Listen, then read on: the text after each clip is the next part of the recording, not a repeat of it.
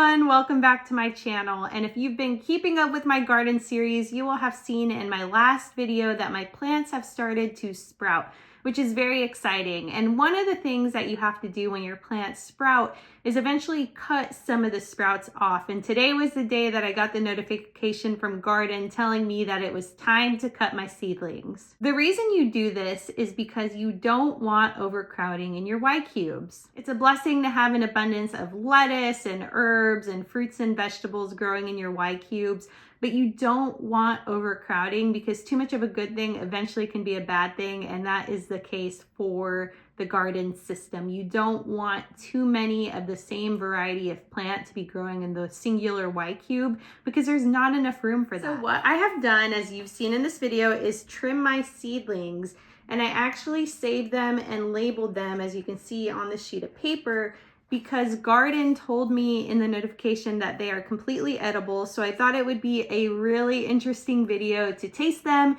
and let you know what I think. The first lettuce variety that I have is called Breen. I actually have a lot of it here.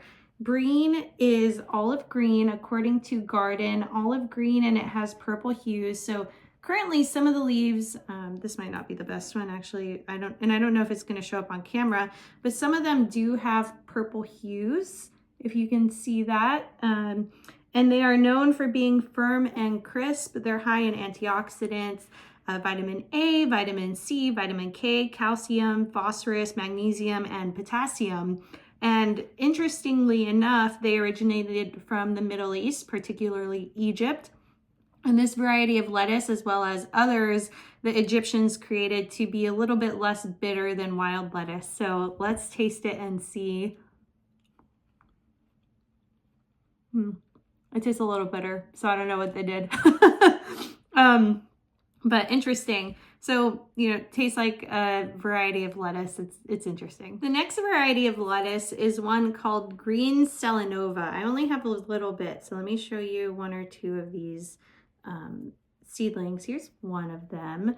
Very pretty. They are known when they're full maturity to be crunchy and sweet. And if it looks like green baby leaf lettuce to you, it generally is. It was said that it's a variety of green lettuce. When they're at maturity, they have frilled leaves. So as you can see here, the leaves are pretty long and frilly at the end. I think that's actually a really good description of the leaves. And they tend to be lime green, crunchy, and sweet.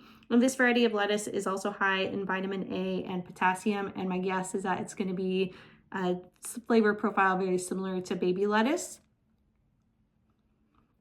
Yeah, essentially baby leaf lettuce. Nothing super spectacular about it, honestly. The next leaf that I have is from my kale plant, and it's actually producing a lot. I personally love kale.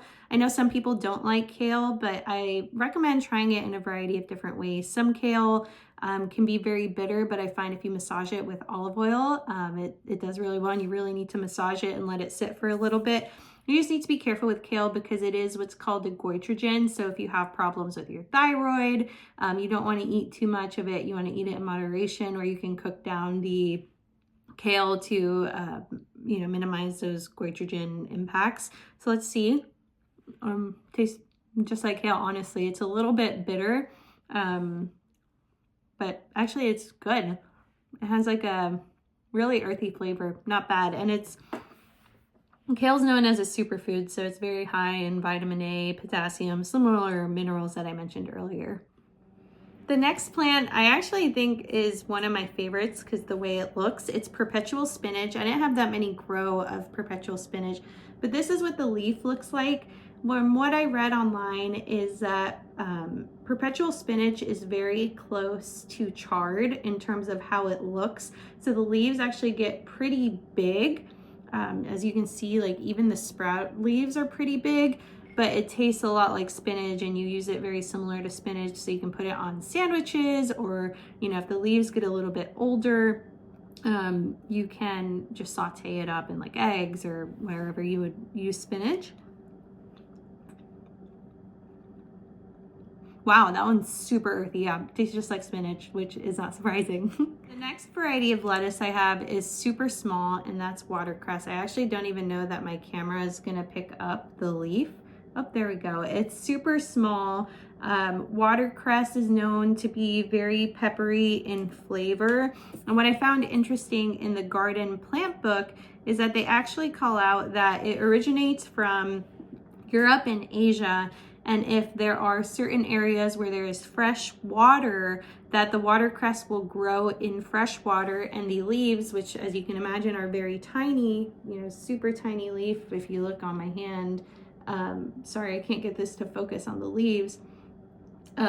They float to the surface and the roots are anchored underneath. So I guess if you live in a climate like that, you can just walk up and chop the watercress you need. So very cool. It doesn't taste like anything, honestly. I guess when they get bigger, you could use it to give salads, or maybe if you cook it down, certain foods a peppery taste. If there is a plant that I think is second place for the prettiest behind perpetual spinach, it's going to be this purple kohlrabi. These leaves are super pretty, and if you look up purple kohlrabi, Kohlrabi, the leaves actually turn purple. So you can see, you know, it was more prominent when it was in the Y cube, but the leaves, the stem is purple. The leaves eventually turn purple, so it's very pretty. Similar to watercress, it says that this has a peppery taste, so let's see.